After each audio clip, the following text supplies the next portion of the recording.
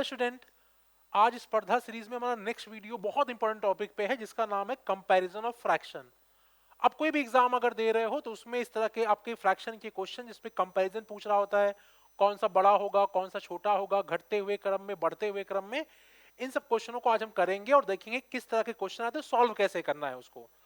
सबसे पहले देखते हैं, देखो फ्रैक्शन जब हम लोग बात कर रहे हैं तो फ्रैक्शन का मतलब होता है किसी पूरे चीज में किसी छोटा सा पार्ट, किसी पूरे होल चीज का एक छोटे से पार्ट को हम लोग फ्रैक्शन बोल रहे होते हैं। फॉर एग्जांपल, जैसे मान लो अगर मेरे पास एक पिज्जा है, इस पिज्जा को अगर मैं 4 पार्ट में बांट दूं तो ये वाला पार्ट जो होगा ये आपका कहलाएगा 1/4, 1/4 पार्ट। तो मतलब ये क्या हो गया, ये फ्रैक्शन हो गया 1/4, मतलब 4 पार्ट में से एक पार्ट आपने ले लिया, ये क्या कहला रहा आपका, ये फ्रैक्शन हो गया आपका। ठीक है ना। कोई भी चीज आप ले लो, कोई आपके पास एक ब्लॉक है, उस ब्लॉक को आपने मान लो 1 2 3 4 5 6 पार्ट में बांट दिया, आपने यहां पे मान लो 2 पार्ट ले लिया, तो ये 2/6 क्या हो जाएगा आपका, फ्रैक्शन हो जाएगा। मतलब ये नीचे वाला आपका दिखा रहा होल पार्ट और ये आपका दिखा रहा जो पार्ट, आप जितने पार्ट की आप बात कर रहे हो, 1 पार्ट की, 2 पार्ट की, 3 पार्ट की, तो ये बेसिकली फ्रैक्शन का बेसिक मतलब होता है। अब देखो, जब हम फ्रैक्शन की बात करते हैं तो फ्रैक्शन 2 3 तरीके का आपका होता है। कैटेगराइजेशन कई तरीके कर सकते हैं हम लोग। एक तो हमारा होता है यूनिट फ्रैक्शन,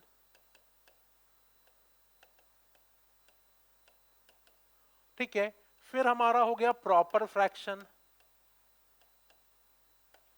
जिसे हम लोग उचित भिन्न भी कहते हैं। फिर हमारा हो गया इम्प्रॉपर फ्रैक्शन, इम्प्रॉपर फ्रैक्शन।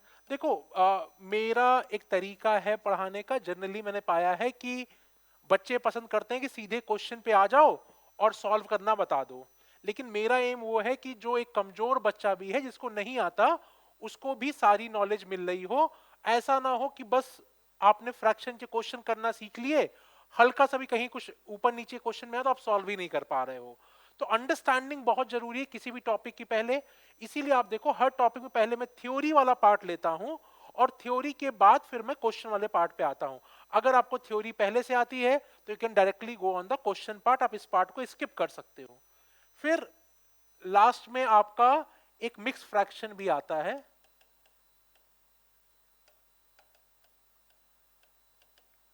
ये आपका उचित भिन्न हो गया, ये आपका अनुचित भिन्न हो गया। इम्प्रॉपर फ्रैक्शन मतलब अनुचित भिन्न हो गया।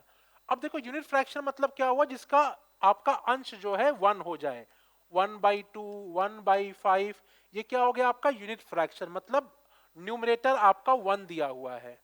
प्रॉपर फ्रैक्शन मतलब क्या होता है, ऐसे फ्रैक्शन जहां पे अंश जो है हर से छोटा होता है, numerator is less than denominator. Simple सा मतलब क्या है कि जो प्रॉपर फ्रैक्शन है वो हमेशा क्या होगा, लेस देन 1 होगा। प्रॉपर फ्रैक्शन लेस देन 1 होगा। 21/25 हो गया, 3/7 हो गया, ये सारे क्या है आपके प्रॉपर फ्रैक्शन है। इम्प्रॉपर फ्रैक्शन मतलब क्या हुआ, इम्प्रॉपर फ्रैक्शन मतलब हुआ ये आपका 1 से बड़ा होगा, ये आपका 1 से बड़ा होगा। फॉर एग्जाम्पल अगर मैं कर दूं 3/2, 11/10, तो ये क्या हो गया आपका, ये आपका इम्प्रॉपर फ्रैक्शन, मतलब अंश जो है हर से बड़ा होगा, numerator is more than denominator. अब जैसे मिक्स फ्रैक्शन, मिक्स फ्रैक्शन मतलब क्या हुआ, जैसे 3 सही 1/2 हो गया, 5 सही 2/3 हो गया। ठीक है, ये आपका मिक्स फ्रैक्शन है। मिक्स फ्रैक्शन अब देखो इसको आप ऐसे भी लिख सकते हो, 3 + 1/2, और ये हो गया 5 + 2/3। अब चाहो तो इसको डायरेक्टली भी लिख सकते हो कि जैसे ये 3 दूनी 6, इसको इसको इसको आपस में गुणा कर देंगे, +1 कर देंगे अपॉन 2, और यहां पे 5 3 15, 2 17/3। ठीक है, ये 7/2 आ जाएगा। तो ये भी एक तरीका है आपको मिक्स फ्रैक्शन को लिखने का।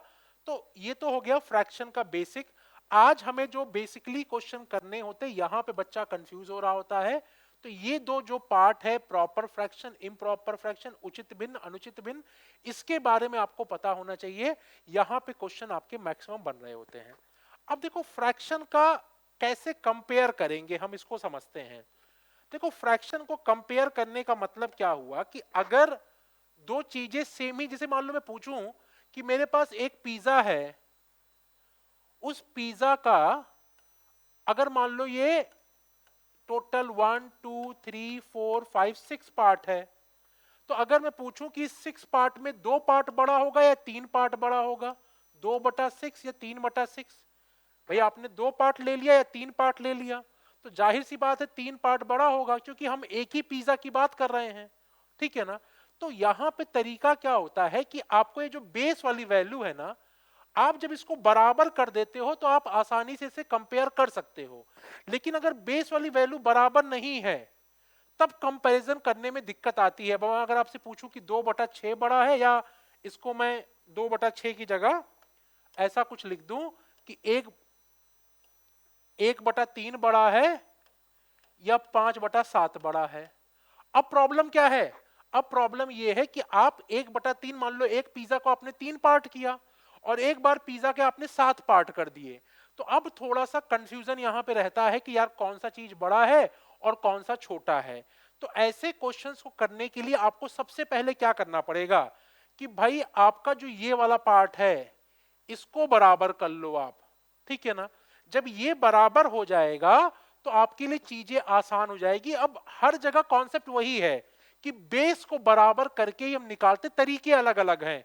कई बार यहां पे कुछ गुणा करेंगे, कई बार यहां गुणा करेंगे, कई बार डिफरेंस निकाल के गुणा कर रहे होंगे, लेकिन लॉजिक यही होता है कि आप कंपेयर तभी करोगे जब बेस बराबर होगा।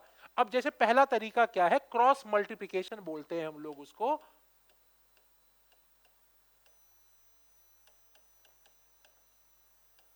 क्रॉस मल्टीप्लिकेशन बोलते हैं हम लोग इसको। अब देखो ये क्या है, सबसे फर्स्ट तरीका जो हमारा है, ये तरीका मैंने वही कहा, सबका बेस एक ही है। कुछ भी आप तरीका अपना रहे हो, अल्टीमेटली हम कर क्या रहे हैं, बेस को बराबर करने की कोशिश, मतलब एक प्लेटफॉर्म पे आने की कोशिश कर रहे हैं कि अच्छा अब यहां से कंपेयर करो कौन सा छोटा है कौन सा बड़ा है।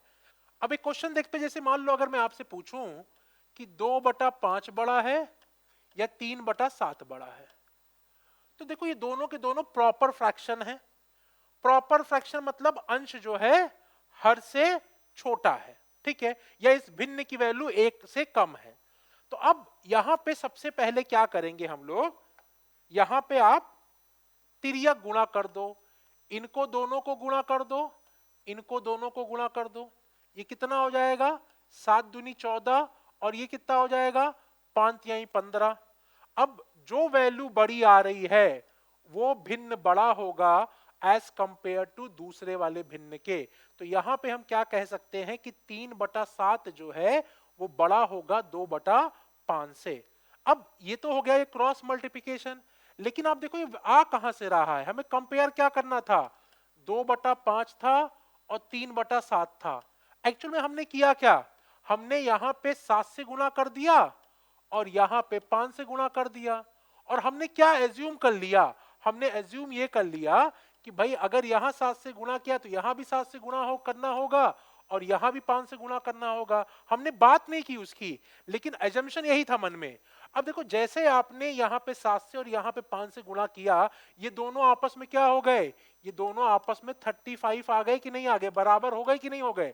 और जैसे बेस बराबर हुआ, अब आप कंपेयर कर सकते हो कि ऊपर वाला जितना बड़ा होगा उतनी ही बड़ी वैल्यू होगी, जितना छोटा होगा उतनी छोटी वैल्यू होगी। तो ये 5 यानी 15 बड़ी वैल्यू है, ये 7 दूनी 14 छोटा है, इसका मतलब ये वाला फ्रैक्शन बड़ा होगा। अब देखो यहां पे 2-3 केस बन सकते हैं, जैसे मान लो n/d है, n1/d1 है और दूसरा है n2/d2, ठीक है।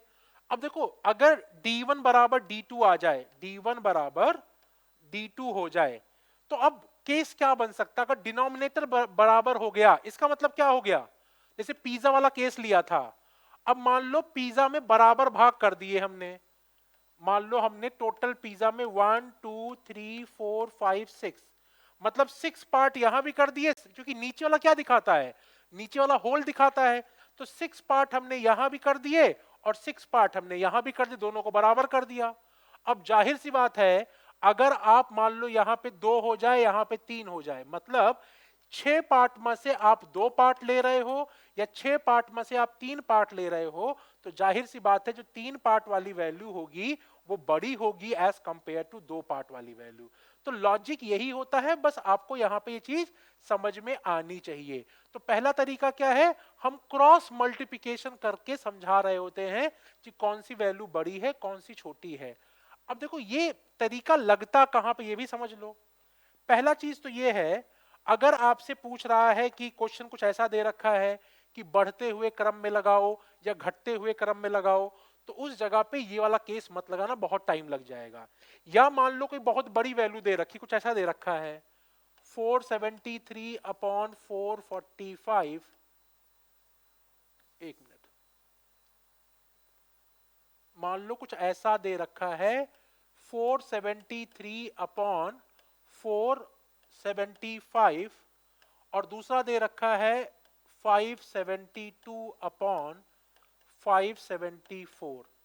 अब अगर मैं आपसे कहूं कौन सा भिन्न छोटा है कौन सा भिन्न बड़ा है, और अगर आप यहां पे वो लॉजिक अपनाने लग गए कि क्रॉस मल्टीप्लाई करें और फिर निकालें कौन छोटा कौन सा बड़ा, तो ये चीज नहीं लगेगा।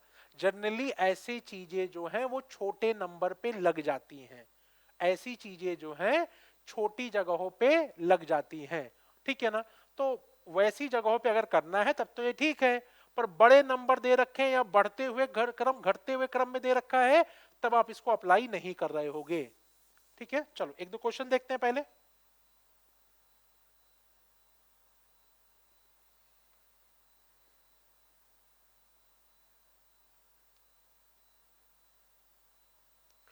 अब जैसे मान लो ये तो क्या सिंपल क्वेश्चन ही है कि find the smallest of the following fraction. अब यहां पे स्मॉलेस्ट पूछा, लेकिन सबसे अच्छी बात क्या है, आपका हर जगह बराबर है, आपका डिनोमिनेटर हर जगह बराबर है। तो अगर डिनोमिनेटर बराबर, तो इसका मतलब क्या हुआ, ऊपर जितने पार्ट आप ले रहे होगे, अगर ज्यादा पार्ट लोगे ज्यादा बड़ी वैल्यू आएगी, छोटा पार्ट लोगे छोटी वैल्यू आ रहेगी। पूछ रहा है स्मॉलेस्ट, तो जाहिर सी बात है 5/17 सबसे छोटा होगा, वही आपका आंसर आ रहा होगा, सबसे छोटा, क्योंकि नीचे डिनोमिनेटर आपका बराबर आ गया, ठीक है। ये क्वेश्चन देखते हैं। ये क्वेश्चन दे रखा है which of the following fraction is the least.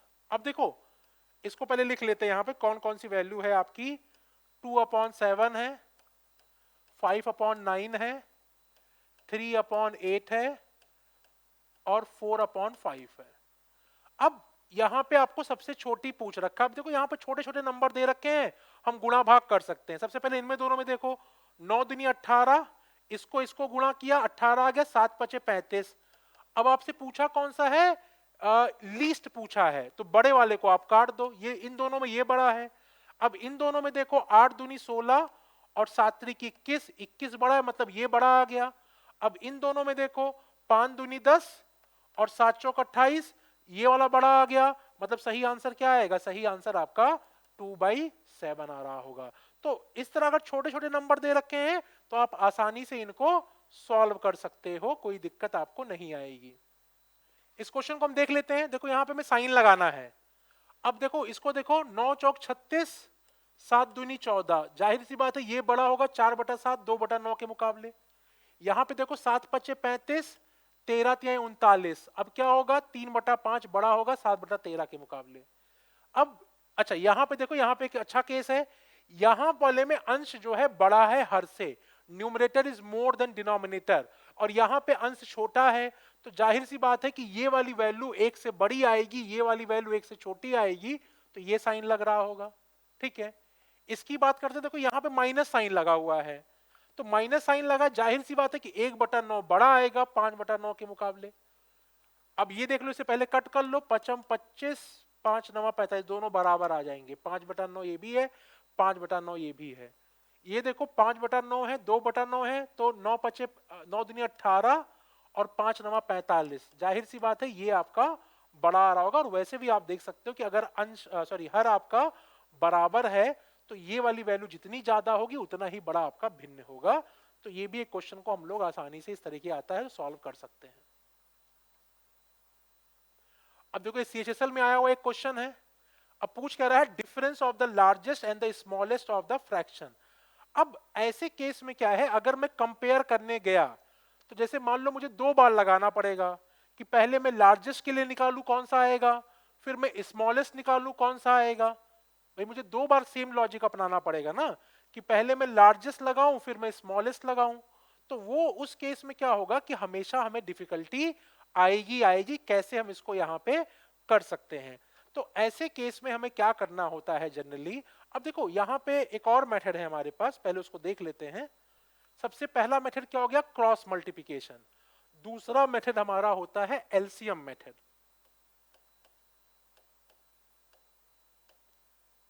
LCM method. अब एलसीएम मेथड में क्या करते हैं हम लोग, जनरली मान लो कहीं फ्रैक्शन दे रखा है 2/3, 1/5, 4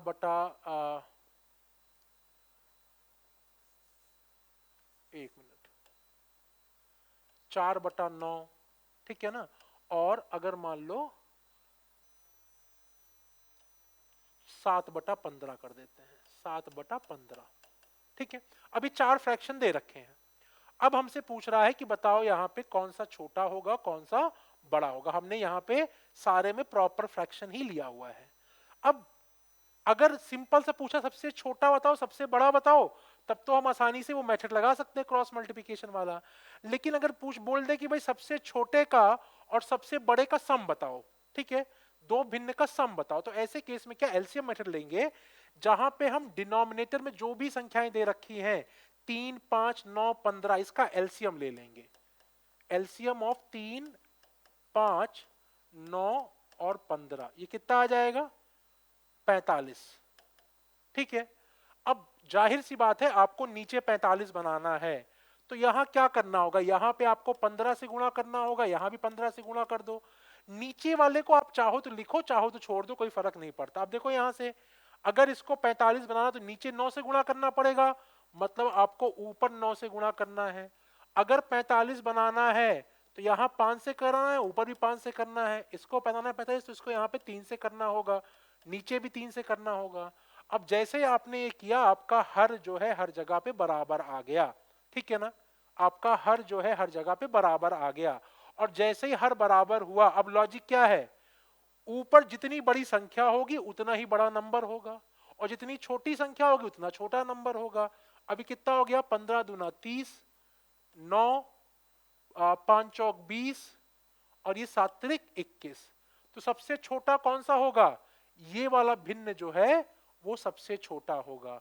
सबसे बड़ा कौन सा भिन्न होगा, ये वाला भिन्न जो है सबसे बड़ा होगा। अगर पूछा दोनों का योग कितना आएगा तो हम क्या करेंगे, 1/5 प्लस 2/3, ये 15 आ गया, 5 तिहाई 15, 3 3 पचे 15, 5 दूनी 10, 13/15 आपका आंसर आ जाएगा, ठीक है। तो अगर छोटा और बड़ा में डिफरेंस पूछ रहा है या योग पूछ रहा है, या कई बार पूछता है उनको अरेंज करो एक आरोही क्रम में या अवरोही क्रम में, ठीक है ना, तो ऐसे केस में हम लोग क्या करते हैं, हमेशा एलसीएम वाले मेथड को अप्लाई कर रहे होंगे। ये हमारा हो गया दूसरा मेथड जिसको हम लोग देख रहे होते हैं। अब तीसरा मेथड जो आता है हमारा, वो आता है डिफरेंस का मेथड, मेथड ऑफ या डिफरेंस मेथड, डिफरेंस मेथड। अब इसको हम लोग क्या कहते हैं, कैसे करते हैं, देखो डिफरेंस मेथड में दो कहानी होती है, एक होती है प्रॉपर फ्रैक्शन के लिए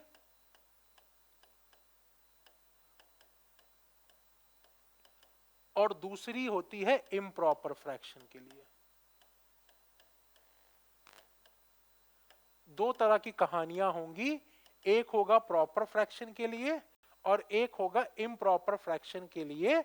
ये दो तरह की कहानियां बनती है। पहले देखते हैं प्रॉपर फ्रैक्शन में क्या होगा। जैसे मान लो अगर मैं आपसे कहूं 441/440, 541/540, 641/640 और 741/740, ठीक है। तो ये सारे केस कौन से हो गए, ये सारे केस हो गए इम्प्रॉपर फ्रैक्शन के, ठीक है। ये सारे केस हो गए इम्प्रॉपर फ्रैक्शन के। और अगर मैं कहूं कि प्रॉपर फ्रैक्शन, मान लो मैं इसका उल्टा ले लेता हूं, मैं ले लू 440/441 और दूसरा केस है 540/541, तीसरा केस है 600, हाँ 40/641 और 740 बटा 741, मतलब अब ये प्रॉपर फ्रैक्शन, दो केस हो गए। यहां पे देखो स्पेशल केस क्या है कि अंश और हर के बीच में डिफरेंस एक का है, अंश और हर के बीच में डिफरेंस एक का है सब जगह पे, हर जगह पे डिफरेंस कितने का, एक का है, सब जगह पे वही केस है, सब जगह पे वही केस है, अंश और हर के बीच में डिफरेंस एक का है।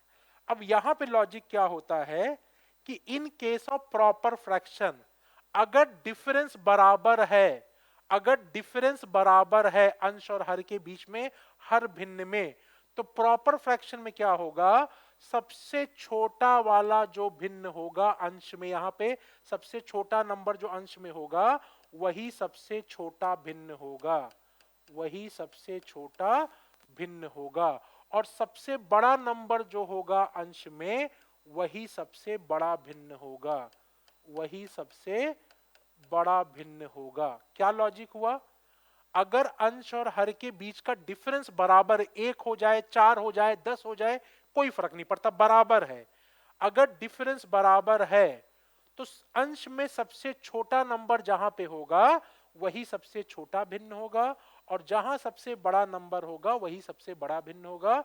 लेकिन ये कौन से केस में, ये केस है आपका प्रॉपर फ्रैक्शन में, प्रॉपर फ्रैक्शन में।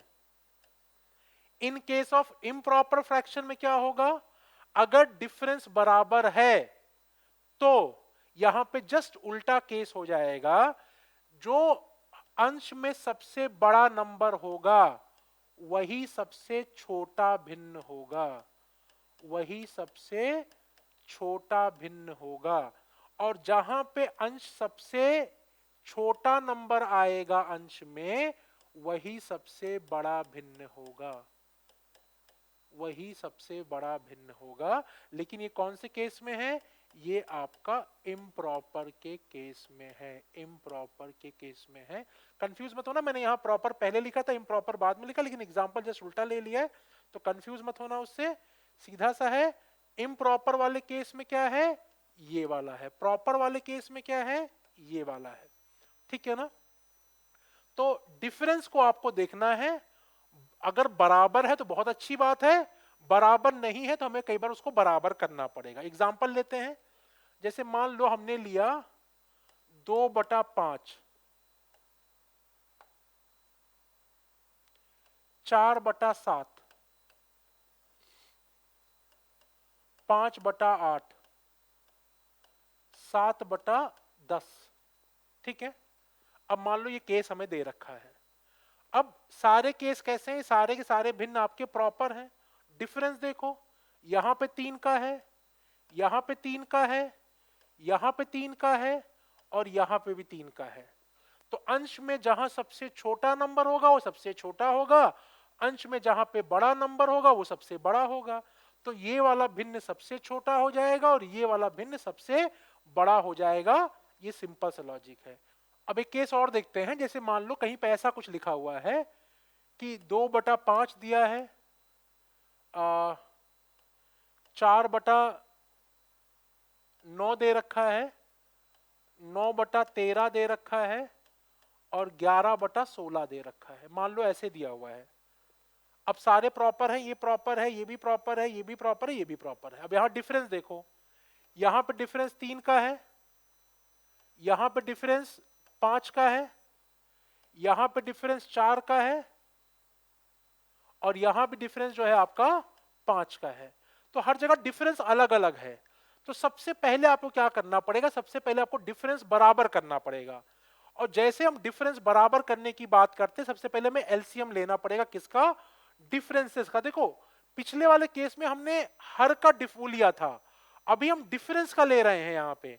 तो डिफरेंस कितना हो जाएगा यहां पे, 3, 5, 4 और 5, ठीक है। तो कितना आ जाएगा ये, अगर आप देखो तो 5 चौक 20, 20 तिहाई 60। अगर आप देखो तो कितना आ गया डिफरेंस आपका, एलसीएम कितना आ गया, एलसीएम आपका आ गया 60, ठीक है। अब जैसे 60 आया तो करना क्या है, आपको इस डिफरेंस को सब जगह बराबर करना होता था। तो आपको इस डिफरेंस को 60 बनाना है। तो 60 बनाने के लिए क्या करना होगा आपको, अगर ये 60 है यहाँ पे डिफरेंस 3 है, तो इस 3 में हमें किससे गुणा करना होगा? हमें 20 से गुणा करना होगा। यहां पे हमें किससे गुणा करना होगा? यहां पे हमें 12 से गुणा करना होगा, और यहां पे हमें 15 से गुणा करना होगा, और यहां भी हमें 12 से गुणा करना होगा। अब गुणा करो आप यहां 20 से गुणा कर दो तो कितना आ जाएगा? ये आपका 40 आ जाएगा। यहां पे आप 12 से गुणा कर दो, 12 चौक 48 आ जाएगा। यहां पे आप 15 से गुणा कर दो तो कितना आएगा? 15 नवैया 140 135, सॉरी, ये आपका 135 आ जाएगा, 135 आ जाएगा। और यहां पे अगर आप 12 से गुणा करोगे, 11 गुणे 12, तो 12 को 10 बार जोड़ा 120, एक बार और जोड़ा 12 और 132, 132 आ जाएगा। अब सबसे बड़ी संख्या कौन सी होगी? जहां पे ये सबसे बड़ा नंबर अंश में आ रहा वही सबसे बड़ी, तो ये 132, ये 135 है, सबसे बड़ा ये हो जाएगा, सबसे छोटा आपका ये हो जाएगा। ठीक है, तो लॉजिक वही है, डिफरेंस बस आपको देखना है, डिफरेंस को बराबर करके आपको क्या करना है? डिफरेंस को बराबर करके आपको बस गुणा कर देना है। जैसे वो वाला जो हम लोग क्वेश्चन देख रहे थे, उस क्वेश्चन को एक बार देखते हैं। अब इस क्वेश्चन को देखते हैं। देखो यहां पे क्या था? Difference of the largest and the smallest of the given fraction. अब पहले लॉजिक समझते हैं, क्या क्या नंबर दे रखा है हमको। नंबर दिया है 5/11, दूसरा नंबर है 5/7, तीसरा नंबर है 3/8, और चौथा नंबर है 6/11। अब आपसे स्मॉलेस्ट और लार्जेस्ट का पूछ रहा है डिफरेंस, लार्जेस्ट और स्मॉलेस्ट का डिफरेंस पूछ रहा है। अब जाहिर सी बात है कि अगर मैं पहले तरीके में जाऊंगा तो क्रॉस मल्टीप्लिकेशन बहुत टाइम लगने वाला है। अब देखते हैं क्या दूसरा मेथड लगेगा कि मैं एलसीएम लेके बेस को बराबर कर दूं, तो वो भी टाइम लगे, क्योंकि 11, 7 और 8 का एलसीएम काफी बड़ा नंबर आ जाएगा। ठीक है ना?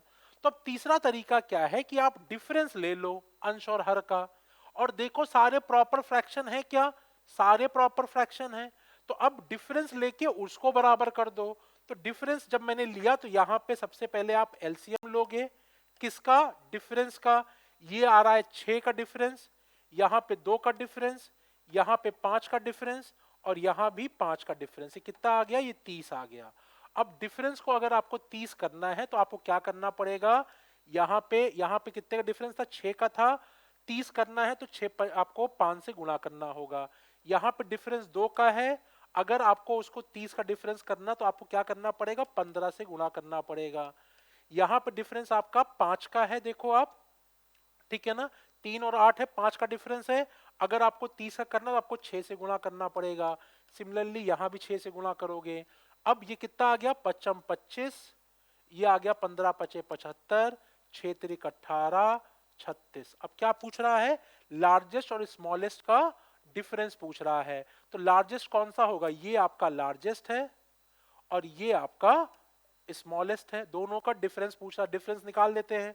5/7 माइनस 3/8 कितना आएगा? ये 56 आ जाएगा। 8 पंचे 40, 7 तिरिक 21, 19/56 आपका आंसर आ जाएगा, जो कि डी होगा। डी आपका आंसर आएगा। तो देखो आपको समझ में आना चाहिए कि जैसे होता है ना कि आपके पास सारे अस्त्र रखे हुए हैं, ब्रह्मास्त्र भी है और भी कई तरह के अस्त्र हैं, लेकिन कौन सा अस्त्र कहां पे लगाना है ये भी आपको समझ में आना चाहिए। तो जाहिर सी बात है कि यहां पे हम कैसे कर रहे होंगे कि लॉजिकल ये है कि भाई पहला तरीका नहीं लगेगा, दूसरा भी नहीं लग पा रहा होगा, तीसरा तरीका आसानी से हो जाएगा। लेकिन एक चीज और भी है, ऐसा नहीं है कि इस क्वेश्चन को पहले तरीके से सॉल्व नहीं किया जा सकता, टाइम लगेगा, सॉल्व तो हो ही जाएगा। आगे बढ़ते हैं। अब देखो ये एक क्वेश्चन है, 9 11 15 17। अब फिर से अगर आप देखो तो पूछ क्या रहा है? Difference between largest and smallest fraction. तो यहां भी अगर आप देखो तो यहां भी टाइम लगने वाला है, इतना आसान नहीं है यहां पे निकालना। तो क्या करेंगे हम लोग? फिर से वही लिख लेंगे पहले नंबर हम लोग। 5/9 है, 7/11 है, 8/15 है, और 11/17 है। सबसे पहले एलसीएम लेंगे, किसका? डिफरेंसेस का। तो यहां पे डिफरेंस 4 का है, एलसीएम ऑफ 4। यहां पे डिफरेंस 7 4 11, यहां भी 4 का है। यहां पे 8 7 15, यहां पे 7 का डिफरेंस है। और यहां पे कितने का है? यहां पे 6 का डिफरेंस है। ठीक है ना। तो अब ये कितना आ जाएगा, 6 सत्ते 42, 4 आ गया तो ये 84 हो जाएगा ना एलसीएम। कितना आ जाएगा एलसीएम, 84 हो जाएगा। अब अगर 84 आपका एलसीएम है तो आप देखो, अगर यहाँ पे 4 है, यहाँ पे 84 है, अगर आपको 84 बनाना है डिफरेंस, तो यहाँ पे 21 से गुणा करना हो। कैसे करते हैं, 84 को 4 से भाग दे दिया, ठीक है। यहाँ पे डिफरेंस भी 4 का ही है, तो यहाँ भी 21 से गुणा करना होगा। यहाँ पे डिफरेंस कितने का है, 7 का है, तो अगर 7 का है यहाँ पे, तो यहाँ पे 12 से गुणा करना होगा, 12 सत्ते 84। यहाँ पे डिफरेंस कितने का है, 6 का है, तो यहाँ पे किससे गुणा करेंगे, 14 से गुणा करेंगे, ठीक है।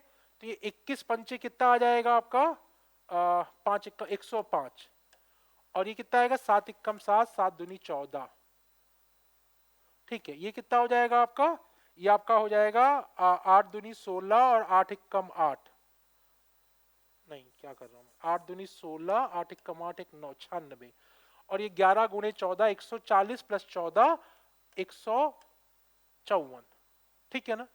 अब सबसे बड़ा और सबसे छोटे का डिफरेंस पूछ रहा है, देखो ये सबसे बड़ा हो जाएगा, ये सबसे छोटा हो जाएगा, तो कितना हो गया आपका 11/17 माइनस 8/15, नीचे कितना आ गया, 17 और 15 का एलसीएम 255 हो गया, और यहाँ पे गुणा करेंगे 15 गुणे 11 165 आ गया, 17 गुणे 8 136 आ गया, ये आपका 29/255 आ गया, जो आपका सही आंसर होगा।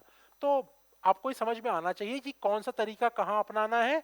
बेसिक वही 2-3 तरीके ही हैं जिनसे आप आंसर को निकाल सकते हो।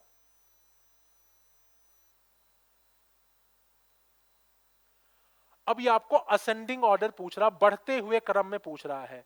तो सबसे पहले ऐसे केस में क्या है, आप सारी जो भिन्न दे रखी है उनको लिख लो एक बार, सारी जो भिन्न दी हुई हैं उनको आप एक बार लिख लो, 1/3, 11/15, 4/5 और 2/3, ठीक है। अब आपको क्या करना है, देखो पहले वाला मेथड में बहुत टाइम लग जाएगा, लेकिन मैं एलसीएम वाला मेथड यहां लगा सकता हूं, क्योंकि यहां 3 है, ये 15, ये 5, आराम से एलसीएम दिख रहा 15 आएगा, सबको 15 बना दो, यहां पे 5 से गुणा कर दो, ऊपर भी 5 से कर दो, यहां 15 ही है, यहां पे 3 से गुणा कर दो, यहां भी 3 से कर दो, यहां 5 से कर दो, यहां 5 से कर दो। अब जो सबसे बड़ा अंश में आएगा नंबर, वही सबसे बड़ा भिन्न होगा। अब देखो ये 5 आ रहा है ऊपर, यहां 11 है, यहां 12 आ गया, और ये 10 आ गया। तो अब बढ़ते हुए क्रम में लिखना, सबसे छोटा 1/3 होगा, यहां पे है, तो ये आंसर नहीं हो सकता, ये आंसर नहीं हो सकता। सेकेंड नंबर पे क्या, 2/3 आएगा, तो ये आंसर नहीं हो सकता। सही आंसर क्या होगा, सही आंसर आपका डी आ रहा होगा। तो जहां पे जो चीज लगेगी, आपको ये समझना पड़े कहां पे कौन सी चीज अप्लाई हो रही है।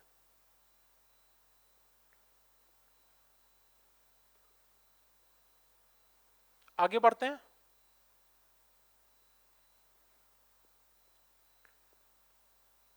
अब देखो ये वाला question, find the lowest among the following fraction. अब यहां पे एक का डिफरेंस है, यहां भी एक का डिफरेंस है, यहां भी एक का डिफरेंस है, यहां भी एक का डिफरेंस है, और देखो क्या प्रॉपर है कि इम्प्रॉपर है, सारे के सारे प्रॉपर फ्रैक्शन है, सारे के सारे प्रॉपर हैं। तो जाहिर सी बात है अगर डिफरेंस बराबर है, तो सबसे छोटा जो होगा वही सबसे, अंश में सबसे छोटा नंबर जो होगा वही सबसे छोटा भिन्न होगा। तो आपसे पूछा हुआ लोवेस्ट पूछा हुआ है, तो 29/30 आपका आंसर आ जाएगा यहां पे। चलो एक बार ये क्वेश्चन देखते हैं। पहले हम क्या पूछ रहा है हमसे, असेंडिंग ऑर्डर पूछ रहा है फ्रैक्शन का। असेंडिंग ऑर्डर मतलब बढ़ते हुए क्रम में। हम सबसे पहले क्या करेंगे, जो भिन्न दे रखी उनको लिख लेंगे, 373/380, यहां पे क्या है 222/229, तीसरा है 113/120, और चौथा है 432/439, ठीक है ना। अब सबसे पहले क्या करेंगे, देखो पहला मेथड तो नहीं लगने वाला, एलसीएम वाला मेथड भी काफी टाइम लेगा। सबसे बेस्ट तरीका क्या है, दोनों का डिफरेंस देखो, डिफरेंस कितने का आ रहा है, 7 का आ रहा है, यहां भी डिफरेंस 7 का है, यहां भी डिफरेंस 7 का है, और यहां भी डिफरेंस 7 का ही है। तो अब डिफरेंस अगर बराबर है, तो अंश में जो बड़ा नंबर होगा वही आपका बड़ा भिन्न होगा, और जो छोटा नंबर अंश में होगा वही छोटा भिन्न होगा, in case of proper fraction, उचित भिन्न में। सारे के सारे आपके उचित भिन्न ही हैं यहाँ पे। तो अब सबसे छोटा कौन सा होगा, ये आपका सबसे छोटा होगा, तो ये आंसर नहीं हो सकता, ये आंसर नहीं हो सकता, ये आंसर नहीं हो सकता, यही आपका सही आंसर है। ठीक है, आप इसको देख भी सकते हो, सही आंसर आपका यही है। अब चलो इस क्वेश्चन को देखते हैं। आपसे पूछा लीस्ट फ्रैक्शन। अब देखो जब लीस्ट पूछा है, छोटे छोटे नंबर दे रखे हैं, तो आप वो गुणे वाले पार्ट में जा सकते हो।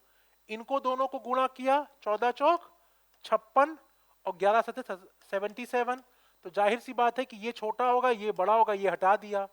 13 चौक 52 और 6 सते 42, तो जाहिर सी बात है ये वाला बड़ा होगा, ये छोटा होगा, 6/13।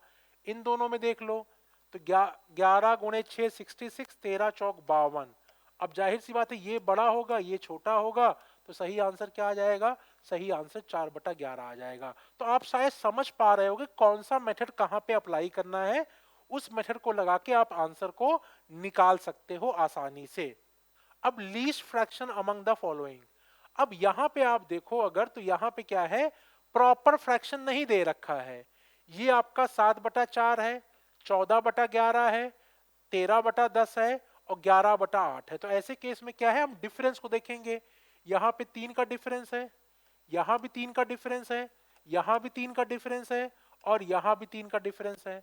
तो जब डिफरेंस बराबर है, तो अंश में जितना छोटा नंबर होगा, भिन्न उतना बड़ा होगा इन केस ऑफ इम्प्रॉपर के। ठीक है ना, तो अंश में छोटा कौन सा नंबर है, ये छोटा है, तो यही सबसे बड़ा होगा, और ये सबसे बड़ा है, तो यही सबसे छोटा होगा। पूछा क्या है, लीस्ट पूछा है, तो सही आंसर क्या आ जाएगा, सही आंसर आपका 14/11 आ जाएगा। तो इम्प्रॉपर या प्रॉपर ये आपको बस ध्यान में रखना है।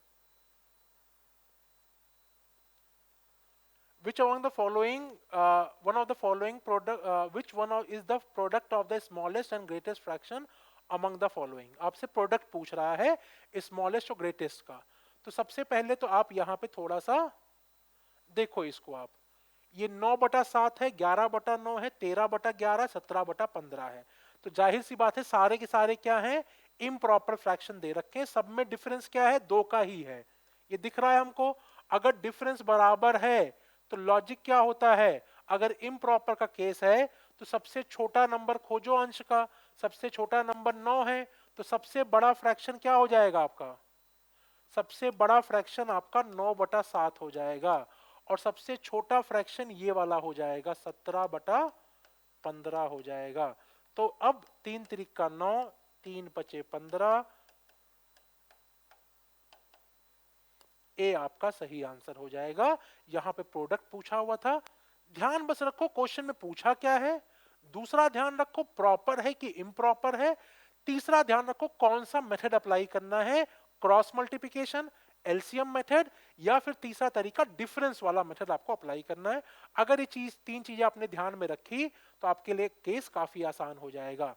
अब देखो ये मेंस में आया हुआ क्वेश्चन है, विच fraction among the following is the least.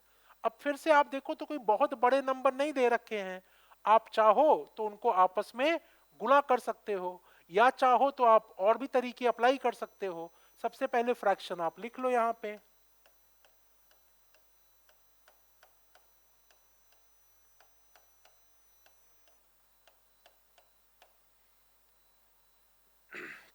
अब सबसे पहले इसको दोनों गुणा करो, 12 पंचे 60, ये 77 आ गया। इन दोनों को गुणा किया, पूछा क्या हुआ है आपसे, लीस्ट पूछा है, तो जाहिर सी बात है ये लीस्ट नहीं होगा। ठीक है ना, ये बड़ा हो जाएगा। अब 13 को 5 से करेंगे 65 आएगा, 11 को 8 से करेंगे तो ये भी बड़ा आ जाएगा, 88 आ जाएगा। ठीक है ना, अब यहां भी अगर आप गुणा करोगे तो 17 को 5 से करेंगे, 11 को 99, तो ये फिर से आपका क्या होगा, बड़ा आ जाएगा।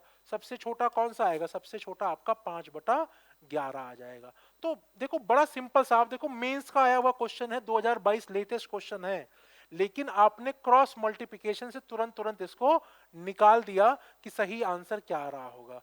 तो लॉजिक अगर पता है तो आसानी से आप इन सब क्वेश्चंस को सॉल्व कर सकते हो। नेक्स्ट क्वेश्चन देखो, greatest of the following fraction. अब यहां पे भी आप चाहो तो वही चीज कर सकते हो कि भाई आप ये तो गुणा कर लो, ठीक है ना, गुणा करके देख लो आप कौन सा आपसे बड़ा पूछ रहा है, तो गुणा करके थोड़ा टाइम लग सकता है कई बार, लेकिन मतलब हो जाएगा, ऐसा कोई बहुत दिक्कत नहीं आने वाली कि आप इसको कर ही नहीं सकते हो, ठीक है ना। तो ये आपके ऊपर मैं छोड़ रहा हूं, जैसे मान लो कोई भी तरीका अपना लो, 8/11 है, 15/19 है, 4/5 है और 13/21 है। सबसे पहले इन दोनों को देखो, 19 को 8 से गुणा किया तो कितना आ जाएगा। अब देखो अगर पहाड़ा नहीं याद है तो आपको गुणा करना पड़ेगा, और अगर पहाड़ा याद है तो आप आसानी से निकाल सकते हो, तब कोई दिक्कत नहीं आएगी। ये हो गया 152 और ये हो गया 165, ठीक है ना। तो ये आपका छोटा आ गया, ये बड़ा आपसे लीस्ट ग्रेटेस्ट पूछा हुआ है, तो ये छोटा हो गया, ये बड़ा हो गया। अब इन दोनों में देखो तो 15 × अगर मैं इन दोनों को देखूं तो ये 75 आ गया, और ये आपका कितना आ जाएगा 76 हो जाएगा ये। तो जाहिर सी बात है ये छोटा हो गया, ये बड़ा हो जाएगा। अब इन दोनों में देख लो, 21 को 4 से करोगे तो 84 आ जाएगा, और 13 तो आपका ये छोटा आ गया, ये बड़ा आ जाएगा। तो सबसे बड़ा फ्रैक्शन कौन सा हो जाएगा, सबसे बड़ा फ्रैक्शन आपका 4/5 हो जाएगा। थोड़ा सा गुणा भाग अगर मान लो नहीं तुरंत पहाड़ा याद है तो आपको थोड़ा टाइम लगने वाला है, लेकिन ऐसा नहीं होगा कि बहुत टाइम लगेगा, आप आसानी से चीजों को निकाल सकते हो। यहाँ पे 4/5 आया और आसानी से आंसर उसका निकल जाएगा आपका, ठीक है ना।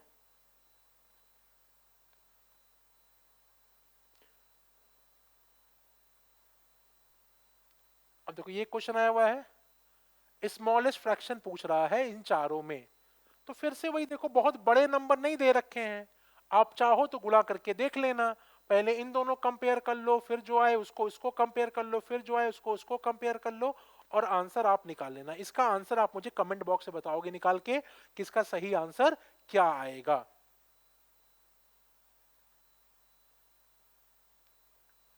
अब एक क्वेश्चन है, which of the following fraction lies between 2/5 and 3/5। इन दोनों के बीच में कौन सा फ्रैक्शन लाई करेगा, ये आपसे पूछ रहा है, ठीक है ना। अब देखो अगर मुझे सॉल्व करना है इस क्वेश्चन को तो मैं कैसे करूंगा, मेरे लिए 2/5 है 40% के आसपास, और 3/5 है आपका 60% के आसपास। परसेंट मतलब इसको 0.40 भी कर सकते हो, और इसको कह सकते हो आप 0.60। यही तो बात हुई ना, ठीक है ना। मैंने क्या किया, मैं परसेंटेज के टर्म में सोच रहा हूं। अब आपसे कह रहा है कि कौन सा इन दोनों के बीच में लाई करेगा, तो अब जाहिर सी बात है कि 1/25 जो होता है वो 4% के बराबर होता है। 4 को अगर मैं 14 से गुणा करूंगा तो कितना आ जाएगा, 56 आ जाएगा, ठीक है ना, 56%। तो अभी तो यही दिख रहा है कि लाई कर रहा है बीच में, इसको देख लेते हैं। अब ये क्या है, 1/4 हुआ आपका, 1/25 हुआ 4%, और 16 से गुणा करेंगे 64 हो जाएगा। तो ये 40-60 के बीच में तो बिल्कुल नहीं लाई करेगा। ये तो 18 हो गया, ये भी नहीं लाई करेगा। ये 21 हो गया, ये भी नहीं लाई करेगा। सही आंसर क्या आएगा, सही आंसर ये आ रहा होगा। मैं आपको एक चीज और बता रहा हूं, यहां पे मैं एक तरीका और जोड़ देता हूं, परसेंटेज मेथड। परसेंटेज मेथड भी कई बार हेल्पफुल रहता है। जैसे मुझे कहीं दिखता है, मान लो मुझे दिख रहा है कि 2/5 बड़ा है कि 3/7 बड़ा है, अगर ये मुझसे पूछा जा रहा है, तो मेरा दिमाग कैसे चलता है कि 1/5 होता है, मैं मान लेता हूं टोटल वैल्यू 100% है। 1/5 हुआ आपका 20%, 2/5 हुआ 40%, 1/7 हुआ करीबन 14% के आसपास, 14 2/7 होता है, मैं 14% के आसपास मान लेता हूं। 3/7 हुआ 42% से थोड़ा ज्यादा, ठीक है। तो अब जाहिर सी बात है कि 42% ज्यादा होगा 40% के कंपैरिजन में, मतलब मैं कह सकता हूं 3/7 बड़ा है 2/5 से। ये छोटी संख्याओं में तो कई बार बहुत आसानी से लग जाता है, या अगर आपको परसेंटेज याद है 1/10 12 13 15 याद है, तो कई बार आप इस चीज को यहां पे लगा सकते हो, जैसे मैंने इसको यहां पे लगाया, ठीक है। तो एक परसेंटेज मेथड भी है जिसको आप लगा के कई जगहों पे क्वेश्चन को आसानी से सॉल्व कर सकते हो, और बहुत आसान हो जाता है आपके लिए चीज करना। आई थिंक ये लास्ट क्वेश्चन था, यस ये लास्ट क्वेश्चन था। तो हमने प्रीवियस ईयर के सारे क्वेश्चन देख लिए, और ये 3 तरीका प्लस एक परसेंटेज मेथड अगर अप्लाई करते हो तो आपके लिए फ्रैक्शन को कंपेयर करना बहुत आसान हो जाता है, और आप आसानी से क्वेश्चंस के आंसर निकाल सकते हो। हम नेक्स्ट वीडियो में जल्दी ही मिलेंगे, प्रॉब्ली एक सिंप्लीफिकेशन का वीडियो लेके आऊंगा, या फिर एलसीएम एससीएम का वीडियो हम लोग लेके आ रहे होंगे, उसको हम लोग सॉल्व कर रहे होंगे। Thank you for today, thank you.